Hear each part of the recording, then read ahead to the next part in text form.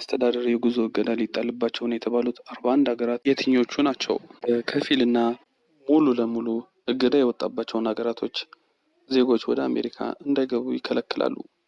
የትራምፕ አስተዳደር በደርዘን የሚቆጠሩ ሀገራት ዜጎች ላይ የጉዞ ገደቦችን ለማውጣት ዝርዝር ማዘጋጀቱን ሮይተርስ አገኘሁት ያለውን ሰነድ ጠቅሶ ዘግቧል። በስደተኛ ጠንካራ ፖሊሲ የሚያራምዱት የአሜሪካ ፕሬዝዳንት ወደ ሀገራቸው እየመለሷቸው ከሚገኙ ህገወጥ ስደተኞች ባለፈ በተለያዩ ሀገራት ዜጎች ላይ የጉዞ ክልከላ አውጥተዋል።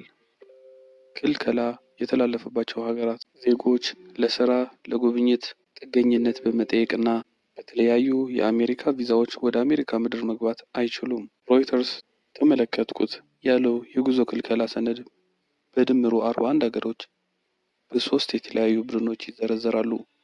የመጀመሪያው አፍጋኒስታን፣ ኢራን፣ ሶሪያ፣ ኩባና ሰሜን ኮሪያ እና ሌሎችንም ጨምሮ በ10 ሀገራት ላይ ሙሉ የቪዛ እገዳ ጥሏል።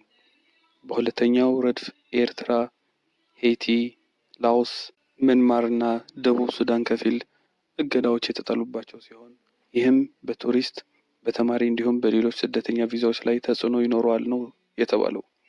በሶስተኛው ቡድን ቤላሩስ፣ ፓኪስታንና ቱርክሜኒስታንን ጨምሮ በአጠቃላይ 26 ሀገራት መንግስታቸው በ60 ቀን ውስጥ በኢሚግሬሽን አገልግሎት ላይ የሚታዩ ጉድለቶች ለመፍታት ጥረት ካደረገ የከፊል ጉዞ እገዳ እንደሚጣልባቸው ሰነዱ አመላክተዋል። አንድ ስማቸው ያልተገለጸ የአሜሪካ ውጭ ጉዳይ ሚኒስቴር ባልደረባ ለሮይተርስ እንደተናገሩት በዝርዝሩ ላይ ለውጦች ሊኖሩ እንደሚችሉና የአሜሪካ የውጭ ጉዳይ ሚኒስቴር ማርኮ ሩቢዮን ጨምሮ አስተዳደሩ የጉዞ ክልከላ ሰነዱን አላጸደቀውም።